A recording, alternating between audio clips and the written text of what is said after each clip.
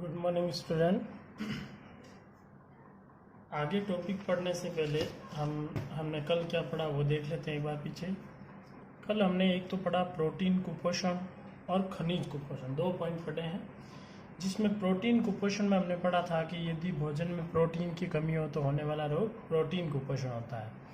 और प्रोटीन कुपोषण के लिए हमने 2 प्रकार के रोग पढ़े थे कि प्रोटीन कुपोषण से 2 प्रकार के रोग होते हैं, पहला क्वाशियोर का, दूसरा मेरस्मस। अगला पॉइंट पढ़ा था हमने खनिज कुपोषण, यानी भोजन में लगातार खनिज की कमी हो तो होने वाला रोग खनिज कुपोषण कहलाता है। और खनिज कुपोषण में हमने कुछ तत्व पढ़े थे जो कि हमारे शरीर के लिए आवश्यक है। इनकी कमी से हमारे शरीर के अंदर विकार उत्पन्न हो सकते हैं, जिसमें आपको मुख्य रूप से ध्यान रखना है लौह तत्व। लौह तत्व के बारे में बोर्ड में एग्जाम में पूछा गया क्वेश्चन है, तो हो सकता है आयोडीन भी इस बार आपको ध्यान रखना है। आयोडीन जो है वो थायरोक्सिन हार्मोन के निर्माण में सहायक है। आयोडीन की कमी हुई तो थायरोक्सिन हार्मोन का निर्माण नहीं हो पाएगा, इसकी वजह से भी गलघंड या फिर कोइट रोग हो सकता है। चलिए, इसके अलावा एक कैल्शियम जो कि विटामिन डी के साथ मिलकर हड्डियों को मजबूती प्रदान करता है। ओके, अब अगला पॉइंट हमने जो छोड़ा था वो था दूसरा पॉइंट, यानी इस रूपरेखा का पहला पॉइंट हमने फिनिश कर लिया। रूपरेखा का पहला पॉइंट था संतुलित तथा असंतुलित भोजन। उसके अंदर 3 प्रकार के कुपोषण आए थे, विटामिन कुपोषण, प्रोटीन कुपोषण व खनिज कुपोषण। ये कंप्लीट हो गया था, पार्ट का फर्स्ट पॉइंट कंप्लीट हुआ। सेकेंड पॉइंट है मानव स्वास्थ्य। मानव स्वास्थ्य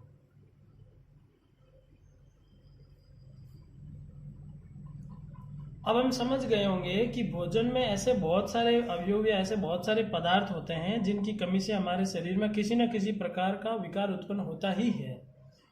तो इसमें एक और महत्वपूर्ण भूमिका निभाते एक और तत्व ऐसा है, यौगिक अवयव है भोजन का, जो कि बहुत इंपॉर्टेंट है। वो भी हमारे भोजन का एक आवश्यक अंग है, यानी इसकी भी बहुत आवश्यकता होती है। आपको पता हो तो विश्व में जो जल है, विश्व में 3 प्रकार की अवस्थाओं में पाया जाता है। जल तरल अवस्था में पाया जाता है, यानी द्रव अवस्था में पाया जाता है, ठोस और गैस में। तो जल ही एक ऐसा पदार्थ है जो कि लगभग तीनों अवस्था में उपस्थित होता है। तो हमने जो पौष्टिक पदार्थ और उनकी कमी से होने वाले रोगों के बारे में पढ़ा, तो अगला पॉइंट आता है मानव स्वास्थ्य को प्रभावित करने वाला, वो है जल।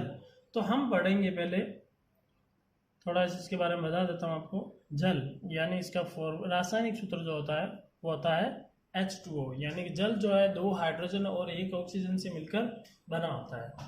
दूसरी बात करें तो कैसा जल हमें पीना चाहिए और कैसा जल हमारे स्वास्थ्य के लिए लाभदायक है, उनके बारे में डिस्कस कर लेते हैं। तो अगला पॉइंट लेते हैं हम, इसका पहला पॉइंट पीने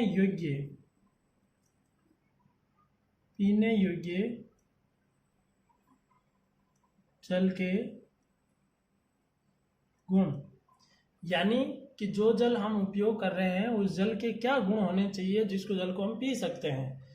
अन्य प्रकार का ये गुण जिसमें उपस्थित नहीं है वो जल हम नहीं पी सकते। तो इसके गुणों की बात करें तो उसके कौन कौन से गुण हैं। पहला गुण है जो पीने योग्य जल जो होता है उसमें सबसे पहली बात ध्यान रखनी है, जल में आंखों से दिखने वाले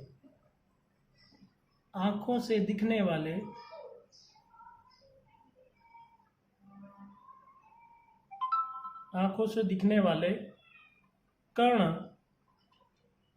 व वनस्पति नहीं हो।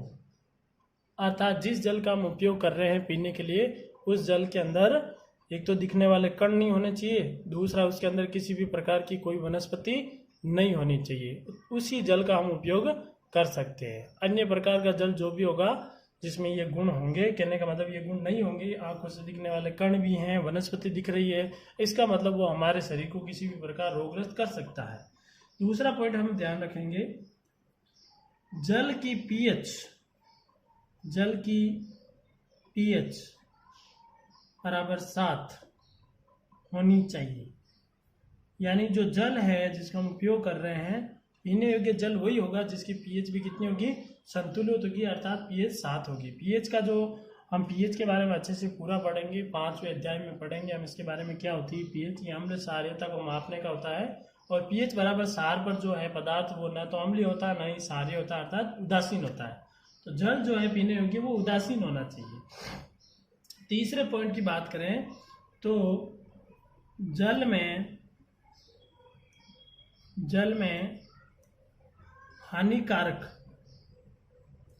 हानिकारक सूक्ष्म जीव नहीं हो। किसी भी प्रकार का अगर जल उपयोग कर रहे हैं उसके अंदर सूक्ष्म जीव दिखाई दे रहे हैं, इसका मतलब वो जल हमें नहीं पीना है। और लास्ट लेते हैं, पर्याप्त मात्रा में ऑक्सीजन घुली हुई हो,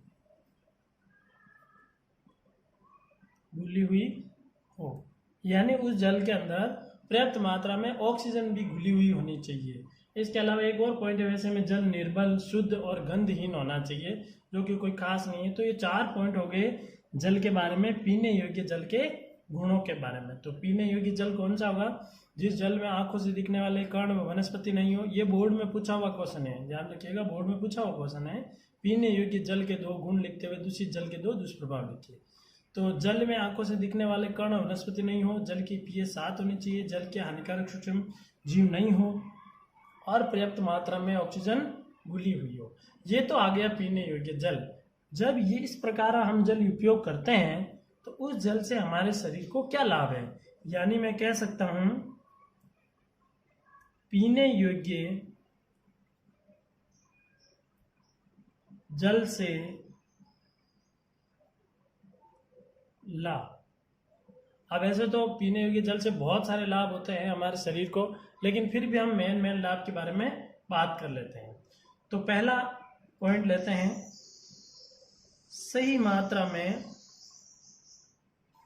जल सेवन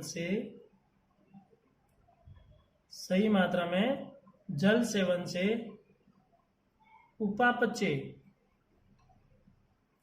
उपापचय क्रिया सही रहती है। अब यहां पर बात आती है कि उपापचय क्रिया क्या होती है। उपापचय क्रिया का मतलब है कि हमारे शरीर में प्रत्येक कोशिका दिन रात कार्य करती रहती है और नए पदार्थों का संश्लेषण और विभिन्न पदार्थों का अपघटन करती रहती है। यानी शरीर के अंदर बनने वाले नए पदार्थों के संश्लेषण और विघटन की प्रक्रिया को उपापचय कहा जाता है। दूसरा पॉइंट लेते हैं हम, उचित मात्रा में जल सेवन से शरीर से हानिकारक पदार्थ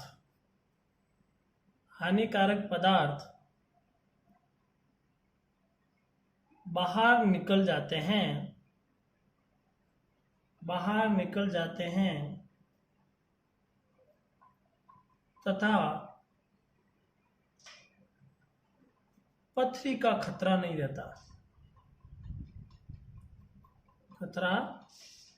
नहीं रहता। यानी कि हमारे शरीर में यदि किडनी के अंदर या वृक्क के अंदर किसी भी प्रकार का यदि कोई ब्लड के अंदर से कोई तत्व आता है फॉस्फेट टाइप का या कैल्शियम फॉस्फेट टाइप का, तो उसको छानने में हमारी किडनी असमर्थ हो जाती है, तो वो पथरी के रूप में वह इकट्ठी हो जाती है, जिसे कहा जाता है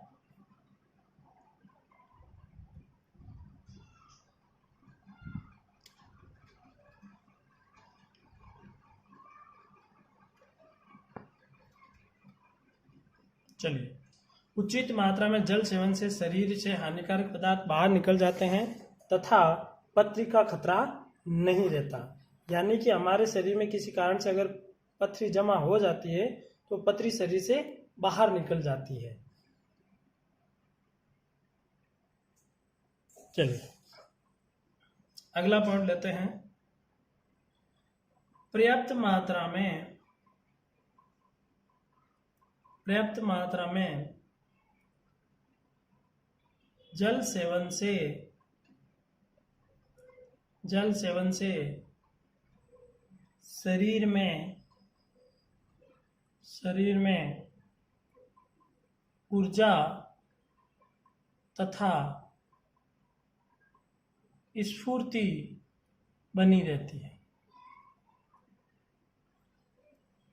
यानी पर्याप्त मात्रा में अपन डेली रूटीन में जल का प्रयोग करेंगे तो शरीर के अंदर ऊर्जा बनी रहेगी, स्फूर्ति बनी रहेगी और थकान का एहसास भी नहीं होगा। इसके अलावा देखा जाए एक और ले लेते हैं, हालांकि और भी बहुत सारे होते हैं बट इतने काफ़ी है, मेन अपन ले लेते हैं। दूसरा अपन कह सकते हैं कि शरीर में अनावश्यक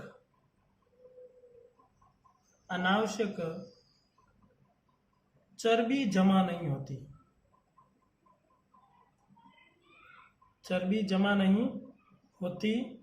और रोगों के संक्रमण का खतरा भी कम हो जाता है। चलिए, इसके अलावा और भी हैं, लेकिन आपको ये मेन ध्यान रखना है। याद करने की ज़्यादा इसमें दिक्कत भी नहीं आएगी, आपको बिल्कुल इजी से पॉइंट हैं, ये बहुत आसानी से आप इनको याद कर सकते हो। चलिए, अगला जो पॉइंट है वो बोर्ड में ऐसे क्वेश्चन पूछा भी गया अगले पॉइंट से, वो है कि यदि हम किसी कारण से दूषित जल का सेवन कर भी लें, दूषित जल के दुष्प्रभाव, यदि हम दूषित जल का सेवन कर भी लें तो उसे हमें किस प्रकार के रोग उत्पन्न हो सकते हैं। तो दूषित जल के दुष्प्रभाव, अब दूषित जल का जब प्रयोग करेंगे तो दूषित जल में जो है विषाणु, जीवाणु, प्रोटोजोआ, कृमि आदि अनेक प्रकार के जीवाणु या फिर ये विषाणु वगैरह पाए जाते हैं। अब ये शरीर में किसी न किसी प्रकार का रोग उत्पन्न करने की क्षमता रखते हैं। तो जैसे मैं बात करूं तो यदि हम दूषित जल का प्रयोग कर लें तो कुछ रोग हो सकते हैं हमें। जैसे पहला मैं बात करूं तो वो है हैजा। अब हैजा जो है, हैजा रोग जो है जिसे कोलेरा भी कहते हैं, हैजा रोग है ये एक जीवाणु से होता है और उस जीवाणु का नाम है विब्रियो कोलेरी।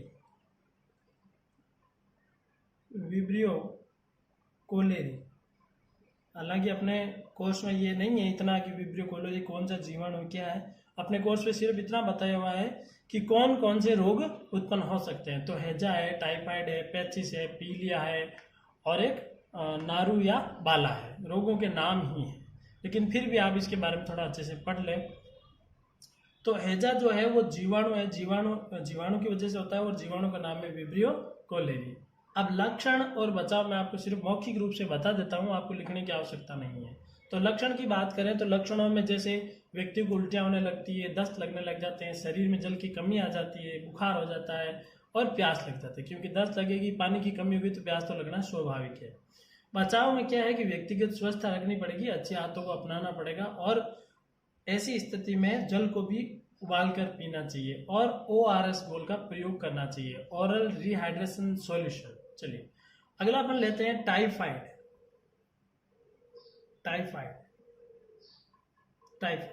टाइफाइड जो है ये भी एक जीवाणु से होता है और जीवाणु का नाम है साल्मोनेला टाइफी।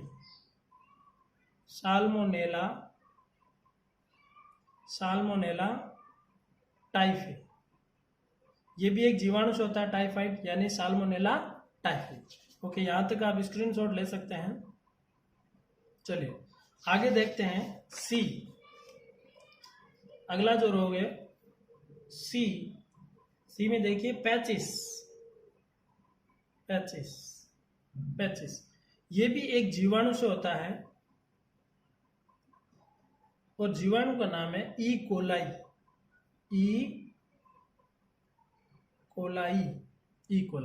हालांकि ये 9th में हमने पढ़े थे 14वें पार्ट में, फिर भी आप थोड़ा इसको एक बार रिवाइज मार लें। चलिए, पैचिस जो है वो जीवाणु हो गया ई कोलाई से। इसमें भी लक्षण जो है वो है उल्टी आना, शरीर में पानी की कमी होना, पेट दर्द, सिर दर्द, दस्त लगना, ये आंतों में संक्रमण की वजह से होता है। ठीक है, चलिए बचाव की देखें तो शौचालय को साफ रखना चाहिए, खाने पीने की वस्तुओं को ढककर रखें और फलों को धोकर खाना चाहिए। अगला लेते हैं डी, पीलिया।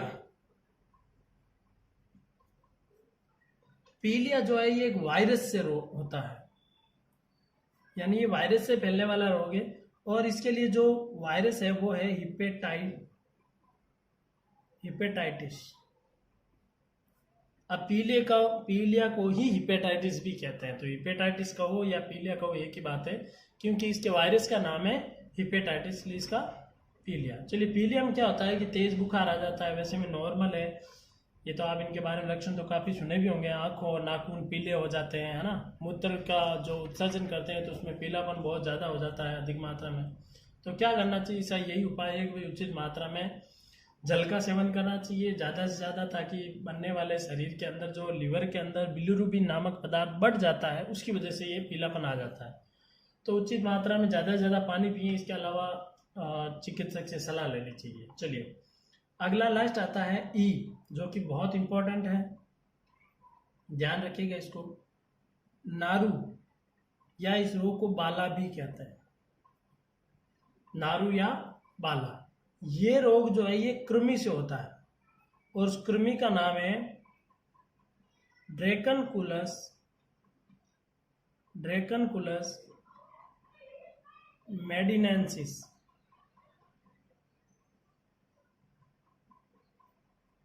ड्रैकनकुलस मेडिनेंसिस ये एक कृमि की वजह से होता है। ये रोग 2008 में अपने राजस्थान में बहुत तीव्र गति से फैला था। उसका कारण यही था कि अधिकतर लोग जो है तालाबों से पानी पीते थे पहले, अब तो बहुत कम पीना शुरू हो गए। तालाबों से पानी पीते और तालाबों में जो इसका जो कृमि है वो तालाब के स्वच्छ जल के ऊपर अपने अंडे देता है। ड्रैकनकुलस मेडिनेंसिस जो मादा है वो शुद्ध जल के अंदर, उस पानी के अंदर ऊपर अंडे देती है, और इसी जल का किसी वजह से अगर अपन सेवन कर लेते हैं तो जो कृमि है जो हमारे आमाशय में पहुंचकर, आंतों में पहुंचकर वो अंडों से लार्वा होकर वृद्धि करने लगता है। ऐसे वृद्धि करते हुए वो ब्लड के माध्यम से हमारे शरीर की प्रत्येक कोशिका तक पहुंच जाता है, जिससे हमारे शरीर में फुंसियों के रूप में ये जीव पतले रेशों के रूप में बाहर आते हैं। बहुत ही दर्दनाक मौत होती है इस रोग की वजह से, क्योंकि शरीर जगह जगह से फूटने लगता है और वहां से ये जो कृमि है, जो पतले धागे नुमा संरचना है, ये बाहर निकलने लग जाती है। अब तो अपना जो राजस्थान है वो बिल्कुल कृमि मुक्त हो गया है। इसके अलावा इसमें तेज बुखार भी आता है, उल्टियाँ भी होती है। बचाव वही है कि भाई जो पानी आपने पिया है दूषित वो साफ होना चाहिए, यानी जल को छानकर उबाल कर पिए, और नदी तालाब आदि में किसी भी प्रकार की गंदगी ना करें। जानवरों को बाहर से ही पानी पिला दें, अंदर गंदगी कराने से पानी और ज़्यादा अशुद्ध हो जाता है, इसकी वजह से रोग भी हो सकते हैं। और कुछ लोग तो कपड़े भी धोते हैं, स्नान भी वहीं तालाब में करते हैं जिस तालाब लोग पानी पीते हैं। तो ऐसी चीज़ों पर पाबंदियाँ लगनी चाहिए, तभी इस रोग को कंट्रोल में किया जा सकता है। चलिए इस पॉइंट का जो अपना पहला पॉइंट था मानव स्वास्थ्य का, वो था पीने योग्य जल के गुण और दूषित जल के दुष्प्रभाव। अगला जो पॉइंट आता है सेकंड पॉइंट है मोटापा। चलिए मोटापे के बारे में हम कल चर्चा करेंगे। आज की सभा को यहीं समाप्त करते हैं। चलिए जय हिंद, जय भारत। एक बार इनको देख लो अच्छे से, कुछ छूट गया पीछे से, जैसे टाइफाइड आया नहीं तो वापस एक बार चेक कर लो। और पीछे से देख लो अच्छे से, पीछे वाला पैचिस और पीलिया, 2 रोगों के बारे में मैंने कराया है।